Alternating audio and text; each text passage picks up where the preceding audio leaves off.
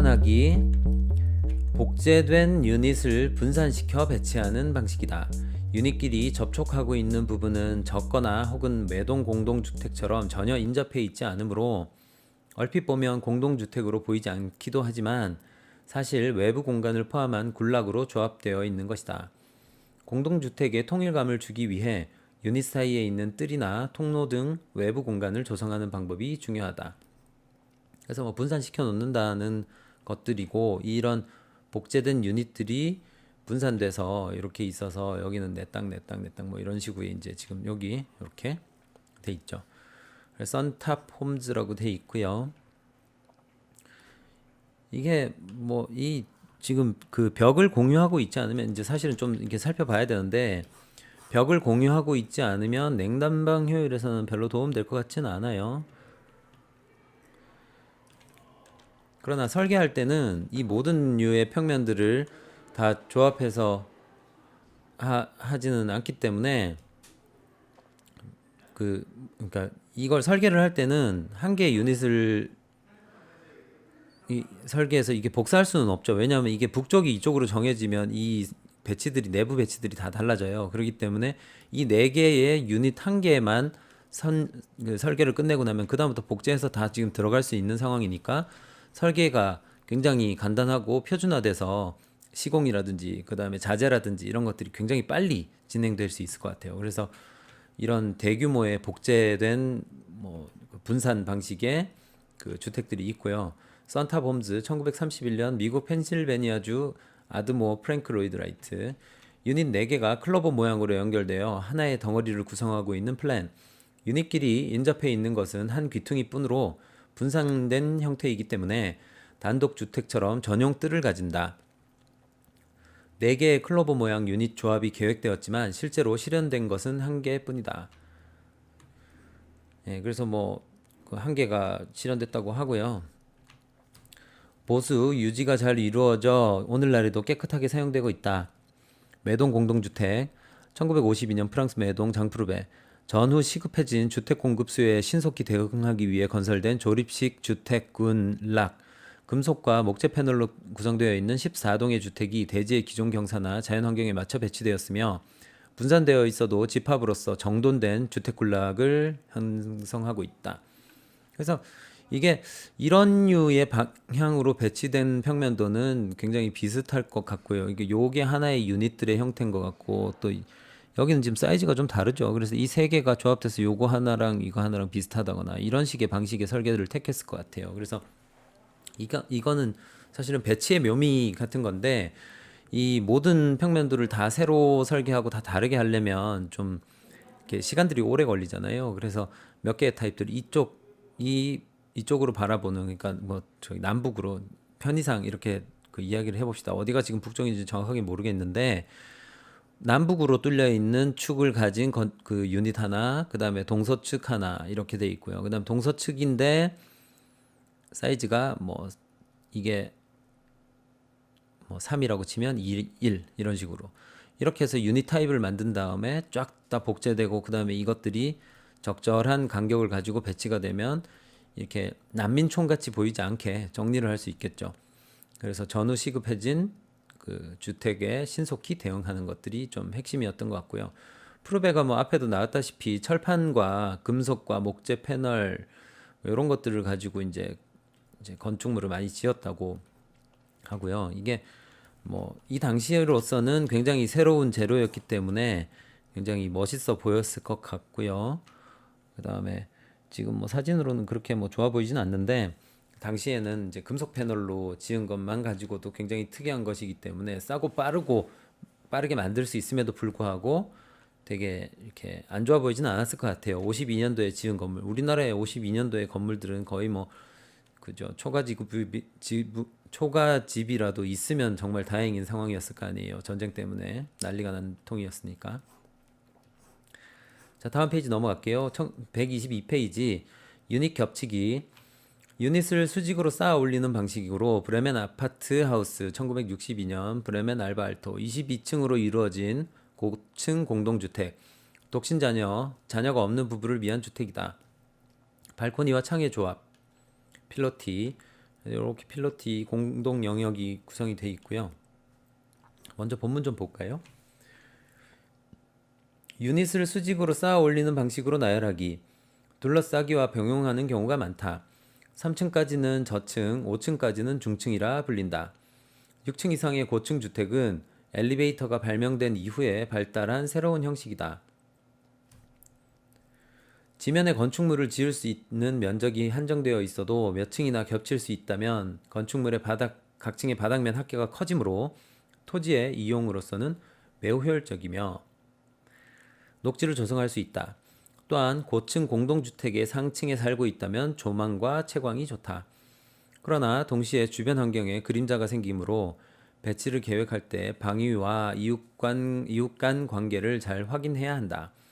또한 상층으로의 이동은 엘리베이터에 의지할 수밖에 없으므로 대기 시간이나 비상시의 대응 방법 등도 면밀히 검토해 줄 필요가 있다.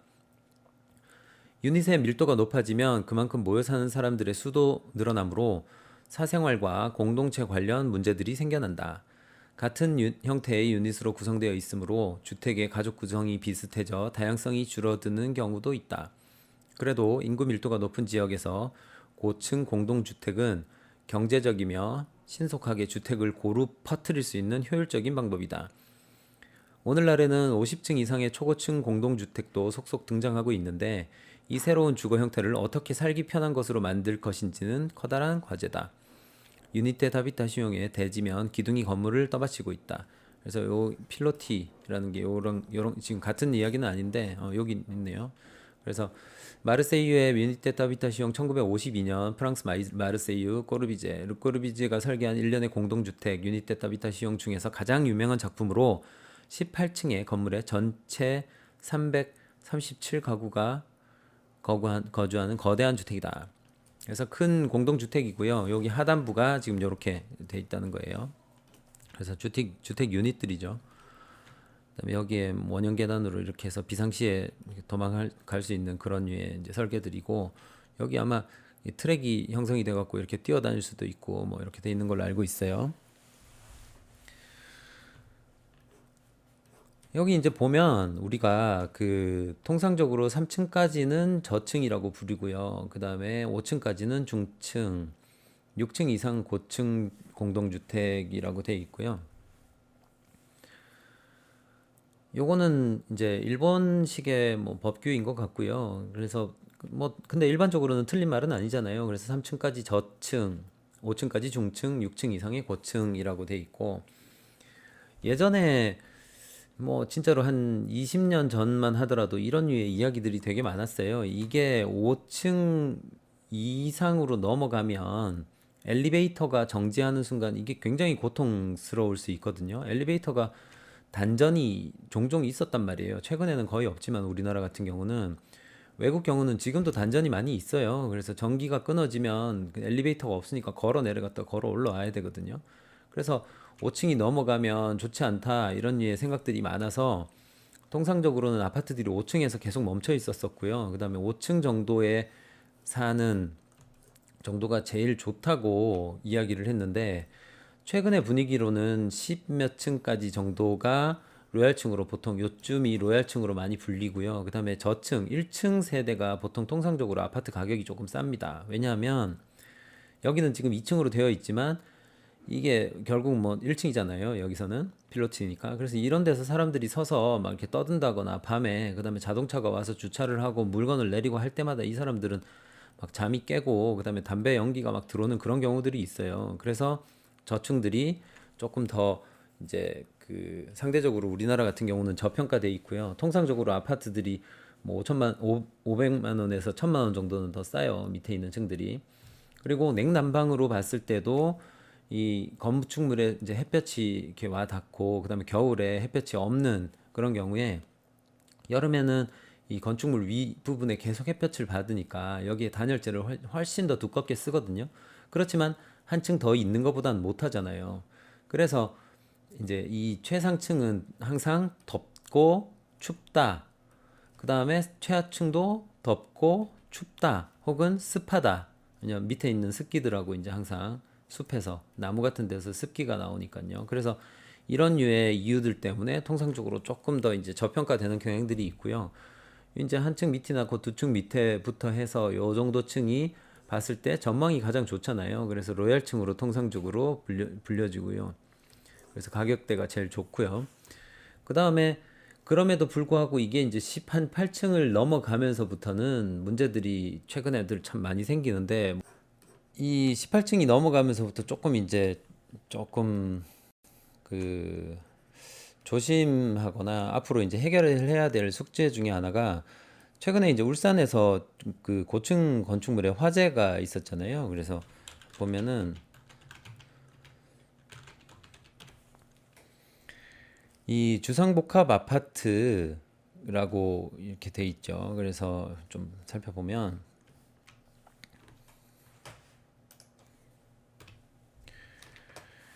이 건축물 외벽에서 불이 붙었는데 이 전체 보면은 33층 주상복합 아파트죠. 그래서 이 화재의 원인들을 뭐 계속 지금 분석 중에 있는데, 제가 들은 뭐 마지막 소식까지는 그렇습니다. 이 3층 어딘가에서 이제 불이 한번 났는데, 그게 이 다시 위층으로 한 번 더 옮겨 붙고요. 그 다음에 또 위층으로 옮겨 붙어서 세 군데까지 이렇게 불이 난 걸로 알고 있어요. 근데 이 원래 외장 패널로 쓰는 것들이 그 뭐 여러 가지 불연 재료 같은 걸로 허가를 받아서 당연히 사용되고 있는 그 불연 재료예요. 그런데 이 패널하고 패널을 접착하는 사이에 본드가 들어가는데, 그 본드에서 발화가 됐다고 이제 뭐 예상들을 하는 것 같아요. 그래서 그런 재료들은 현재는 사용되지 않는 재료고요. 이제 발화의 위험이 있다고 판단이 돼서 현재는 사용되지 않아서 최근 10년 이내에 지어진 건물에는 문제가 없는 걸로 알고 있어요. 그런데 근본적인 이제 우리는 건축 설계의 형태나 이런 부분들에 대해서 논을 하고 있는데, 이 건축물이 18층 이상으로 이제 넘어가면서부터, 이게 33층이면 18층이 한 이쯤 될 거 아니에요. 그죠? 요쯤. 그러면 여기까지는 그 저기 소방차가 고가사다리로 이렇게 해서 그다음에 물을 막 쏘거나 아니면 사람을 이렇게 실어서 내리거든요. 근데 그게 닿지 않는다는 겁니다. 그래서 이제 더 이 사람들이 대피할 공간이 없는 것들이고요. 그래서 대피 방법은 요런 이제 중간에 피난층을 따로 만들어요. 그래서 고층 건물 같은 경우는 중간중간에 피난층을 만들어서 여기는 외기하고 노출돼 있어요. 그래서 불이 나면 일단은 여기서 어떤 방식으로든 여기까지, 당연히 엘리베이터는 정지되잖아요. 그 불이 나면은 정전이 일어나기 때문에 합선이 당연히 일어나니까. 그래서 여기에 와서 불이 없는 쪽에 붙어 서서 일단 외기하고 면하면 질식사를 면할 수 있거든요. 이 건물이 뭐 이렇게 불이 났다고 해도, 아무리 불이 구조체에 완전 노출된다 해도 최소 2시간 동안은 건물이 무너지지 않습니다. 내화 구조로 만들기 때문에. 그래서 이런 데서 구조를 기다리면 어찌 됐건 생명에 이제 지장은 없는 거잖아요. 그래서 그렇게 돼 있는데, 이 위층의 경우는 되게 애매하죠. 여기서 이제 위로 올라가서 옥상층에서 기다리면서 헬리콥터가 오기를 기다려야 되는데, 바람이 너무 세다거나 예를 들어 비가 온다거나 막 태풍이 뭐가 있어요. 뭐 꼭 이런 것들도 바람이 셀 때 항상 이런 문제가 생겨요. 불이 나면 요층에 불만 끄면 되는데, 이 바람 때문에 바람이 이렇게 이 벽의 외벽에 맞아서 위쪽으로 상승하잖아요. 혹은 옆으로. 그럴 때 그 화재가 더 확장돼서 올라갑니다. 그런 상태이기 때문에 헬리콥터가 못 올 때가 있어요. 그러면 이제 사실은 진짜 심각한 문제가 생기는 거죠. 거기서 지금 밑에 층에서 불이 나고 있는데 밑으로 내려가기가 힘든 거죠. 그래서 이제 뭐 특별 피난 계단 등이 최소한 2개가 마련돼 있으니 이쪽에서 불이 났으면 일로 도망을 치고 뭔가의 방법은 있겠죠. 사고가 나서 결국은 뭐 한 명도 어찌됐건 그 사망자는 없는 걸로 알고 있어요. 그래서 그 이렇게 피난은 잘 했지만 초고층에 대한 어떤 그 생각을 다시 하게 만드는 이런 사건들인 거예요. 그래서 33층에도 이 정도 문제가 생기는데, 그럼 100층은 이제 어떻게 되겠습니까? 그래서 정말 쉬운 문제가 아니거든요. 그래서 이제 그런 거에 대한 소방 법규들이 마련되어 있는 거고, 그다음 우리가 이제 오피스로 사용하는 뭐 롯데타워 같은 경우는 조금 이야기가 다르겠지만, 주택에서는 진짜로 불이 나는 경우들이 있어요. 왜냐면 뭐 그 가스레인지에 뭘 올려놓고 잊어버릴 수도 있는 거고, 막 이런 게 100년에 한 번만 발생한다 하더라도 이 문제가 심각하게 생길 수 있는 거잖아요. 그렇기 때문에 이제 그 주거에 대한 것들은 조금 보수적으로 또 접근을 해야 되는 경향들이 있어요. 그래서 예전에는 이런 고층이라든지 초고층 주택도 속속 등장하는데 요즘 뭐 우리나라 많잖아요, 이제는. 그래서 이거를 살기 편한 곳으로 만들 수 있을까에 대한 이제 고민을 계속하고 있는 겁니다. 한때 풍수 같은 것들이 굉장히 유행했을 때만 해도 이런 류의 이야기들이 되게 많았어요. 5층까지는 땅에 있는 지력이 도달하는데 이 위쪽은 지력이 도달하지 않아서 이런 데서 오래 살면은 건강해지지 않는다. 심지어는 이런 류의 말까지도 사실 있었어요. 그래서 이제 일본에 뭐 예전에 이제 학생 때 연수를 갔을 때 일본 회사 다니는 이제 기성 건축가들한테 막 물어보고 그랬어요. 일본에도 그런 풍수 개념이랑 지력 개념이 있느냐 뭐 이렇게 했더니 사실 뭐 어떻게 보면 좀 생소한 이야기죠. 현대 사회로 갈수록 이게 무슨 지력이라는 게 말이 되는 소리입니까? 말이 안 되는 소리잖아요. 그런데 우리가 통상적으로 풍수라든지 그 다음에 여러 가지 뭐 미신 그 다음에 또한 종교도 일부는 이런 영향들이 있거든요. 우리가 논리적으로나 과학적으로 설명할 수 없는 것들을 통상적으로 그렇지 않았다, 예전부터 그랬다라는 이유들 때문에 뭔가의 이야기나 스토리를 붙여서 이렇게 하지 마세요라는 게 있잖아요. 대표적인 예로 건물이 이렇게 돼 있고 방이 이렇게 돼 있으면 이쪽이 북쪽이고 그 다음에 이쪽이 동쪽이고 그 다음에 이쪽이 서쪽이잖아요. 그러면 방에서 반드시 머리는 북쪽과 그 다음에 이렇게 서쪽으로 두게 되면 안 된다, 절대로. 왜냐하면 이유는 북쪽이랑 동쪽은 상서롭지 않기 때문에, 좋지 않기 때문이다. 그래서 항상 머리는 동쪽과 남쪽으로 두어라 라는 게 그냥 풍수의 어떤 해석 같은 것들이었어요. 저 어릴 때도 있었고요. 지금도 그런 말씀 하시는 분들 되게 많거든요. 근데 지금의 이제 현대사회에서 저는 이렇게 생각을 해요. 뭐 사람 따라 다르긴 하지만 예전의 경우는 건축물의 외풍이 굉장히 심해서 이 안에 정말 누워 있으면은 이불 덮고 있으면은 입안에서 입김이 나게 사는 사람들이 대부분이었어요. 대부분의 서민들은 그랬거든요. 그래서 입김이 나는 방인데 거기에 북쪽이거나 서쪽이면 더 차갑겠죠. 그런데 여기에서 머리를 여기다가 두고 자면 벽에서 찬 기운이 계속 나오기 때문에 벽이 차갑잖아요. 외기하고 면했으니까. 그래서 찬기가 계속 얼굴을 이렇게 침탈하게 되면 그렇게 추운 데서 오돌오돌 떨고 자서 자면은 신경계통이 망가지는 경우가 실제로 있어요. 그래서 찬바닥에 얼굴 대지 말고 자라는 거. 베개의 존재도 사실은 그런 부분에서 약간의 이유가 있거든요. 그래서 차가운 바닥에, 그러니까 돌을 베고 자면 얼굴이 차가운 상태로 계속 자잖아요. 그러면 여기 있는 신경들이 실제로 손상을 입을 수 있습니다. 그래서 뭐 입이 이렇게 돌아간다거나 그런 류의 일들이 있는데 그런 것들을 지금은 어찌됐건 과학적인 논리나 그다음에 뭐 대부분 여러분들을 포함해서 대학 교육을 받은 사람들은 상식적으로 생각하면 차갑게 얼굴을 대고 자면 당연히 문제가 생길 거라고 생각이 되잖아요. 몇 시간 동안 움직이지 않고 차갑게 이렇게 놔두면 혈액순환도 문제가 생기고 그러면 당연히 피부에도 문제 혹은 그 계통에 문제가 생길 수 있죠. 그래서 지금은 설명이 되는데 그 당시에는 그런 류의 설명을 못 했고요. 당연히 못 했으나 그런 경험을 한 예전의 이야기, 친척들의 이야기, 자기가 본 이야기들이 조합돼서 이게 봤더니 오랫동안 옛날부터 북쪽으로 머리를 뒀더니 입이 돌아가더라. 이런 류의 이제 이야기들로 해서 전해져 내려오는 것들이거든요. 그러니 이제 풍수라는 것들이나 미신들이 이런 것들이 사실은 이렇게 형성이 되는데 그래서 차가운 쪽으로 머리를 하고 그러니까 얼굴을 대고 자는 것들이 좋지 않기 때문에 이런 류의 이야기를 했다고 생각을 해요. 저는. 그래서 이 아파트의 경우도 사실은 새로 생겨난 불과 뭐 저기 30년 안에 새로 생겨난 주택의 형태로 예전에 주택이 아무리 높아도 혹은 빌딩이 높아도 다 이 정도 수준이었는데 이게 이만큼 이렇게 높아지니까 한 번도 그래 본 적이 없잖아요. 그러면 나중에 생기는 문제에 대해서 아무도 모르니까. 그래서 이런 것들에는 높이 살면 불이 났을 때 위험할 수도 있고, 그 다음에 지진이 났을 때도 위험할 수도 있고, 뜨겁거나 덥거나 햇볕이, 그 다음에 태풍이 왔을 때도 사실은 창이 깨지면 이런 데 깨진다기보다는 이런 데 깨지잖아요.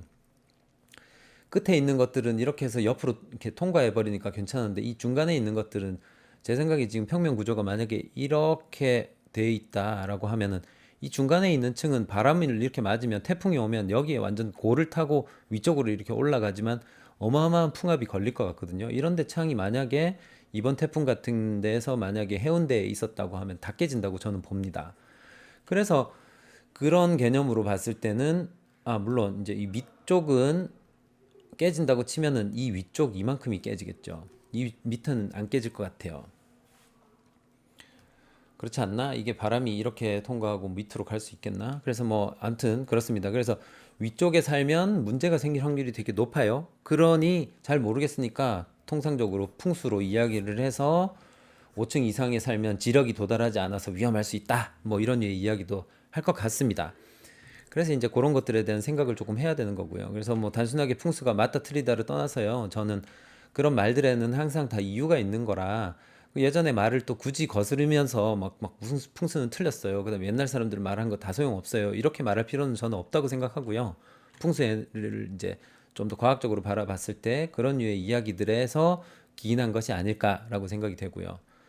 또 뭐 풍수 이야기 나온 김에 또 하나 더 이야기하면 이렇게 문이 앞에 이렇게 있는데 보통 여기 문지방이라고 해서 문 밑에 그 방이 밑에 문지방 그러니까 문 밑에 뭔가 이렇게 바 같은 게 있죠. 그래서 예전에 한옥 같은 경우는 전통적으로 이렇게 이제 돼서 건물이 이렇게 서 있고요. 그다음에 기단부가 살짝 이렇게 올라가 있고 그다음에 이 계단이 이렇게 있어 갖고 이렇게 넘어 다니고 문이 이렇게 있으면 문턱이 있어서 문턱을 이렇게 밟고 넘어갔죠. 근데 이 문턱을 밟지 말라는 게 또 이렇게 풍수에 또 굉장히 강하게 있습니다. 문턱을 밟고 서 있으면 문턱 밟지 마라라는 풍수의 이야기들이 되게 많거든요. 그게 재수 없다고. 근데 이제 보면은 그래요. 이 문턱이라는 게 이 사람들이 계속 밟으니까 여기가 닳아요. 그래서 오래되면 건물이라는 게 최소 막 예전에 목조 주택을 200년, 300년씩 이렇게 쓸 수 있잖아요. 그러니까 이렇게 문이 있는데 여기에 문 지방이 이렇게 있어요. 그래서 여기 막 기둥이랑 다 연결돼 갖고 이렇게 돼서 이렇게 건물이 이렇게 있는데 여기를 계속 밟고 다니면 이게 나중에 확대를 하면은 원래 문 지방이 이렇게 나무 바가 있었는데 기둥이 이렇게 있고요. 있었는데 이게 이렇게 달아서 진짜로 뭐 그 구한옥에 가면 이렇게 달아서 이렇게 동그랗게 돼 있거든요. 이렇게 되면 이게 닳아 없어지면 나중에 계속 달면은 이제 이 건물에 문제가 생길 수 있으니까 이게 왜 이렇게 가구 방식으로 끼어져 있잖아요. 그러니 이걸 갈아내려면은 정말 정말 힘들거든요. 왜냐하면 얘를 갈아치우려면 기둥을 다 옆으로 빼내든지 뭔가 옮겨야 되는 거거든요. 그러니까 이 고치기 힘든 부재는 돌로 당연히 해야 되는 건데 주택 내부 같은 경우는 돌로 못 하잖아요. 그러니까 목조로 돼 있는데 이걸 자꾸 밟으면 문제가 생기니 밟지 마라, 복 나간다. 이렇게 이야기를 했던 것 같아요. 고치기 힘드니까. 그래서 이제 지금도 그런 거 있고 실제로 지금도 문틀에 레일로 돼 있는 경우는 계속 밟으면 거기에 먼지 같은 것들이 껴서 문이 잘 안 움직여요. 그래서 이제 그런 것들의 이야기들이 되는 것 같아요.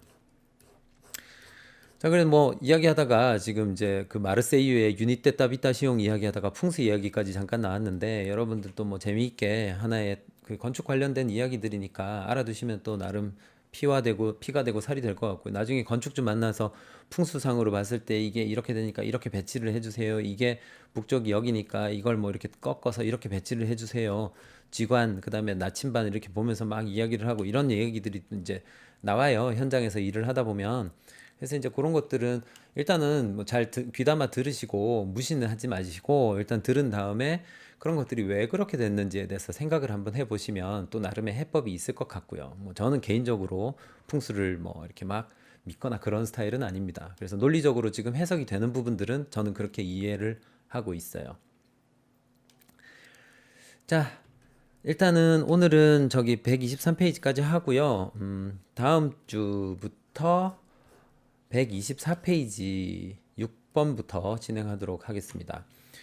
그리고 뭐 이 수업이 여러분들한테 과제도 사실 별로 없고 그다음에 뭐 특별히 그 지금 중간고사를 본 것도 아니고 이런 상황이거든요. 그래서 기말고사는 조금 좀 엄중하게 사실은 봐서 성적들을 이렇게 매겨야 되는 부분들이 있어서 이 책 전체에 대한 내용들이 시험에 나올 확률이 굉장히 높잖아요. 그래서 그 정말 뭐 틀어놓고 뭐 신경 안 쓰고 그냥 넘어가는 그런 방식으로 좀 하지는 마시고 내용들을 좀 해서 제가 굉장히 강조해서 하는 이야기들은 좀 잘 이렇게 귀담아 들으셨다가 그 중요한 부분들을 좀 외워놓고 숙지해 놓는 그런 부분들이 필요할 것 같아요. 그래서 그 이론 시험 이제 볼 거니까 전체 수업에서 학기 말이 이제 얼마 안 남았잖아요. 그래서 끝에 가서 한꺼번에 공부하지 마시고 시간 나실 때마다 책 좀 읽어보시고 책도 구매를 하셔가지고 이렇게 좀 공부를 하셨으면 좋겠습니다.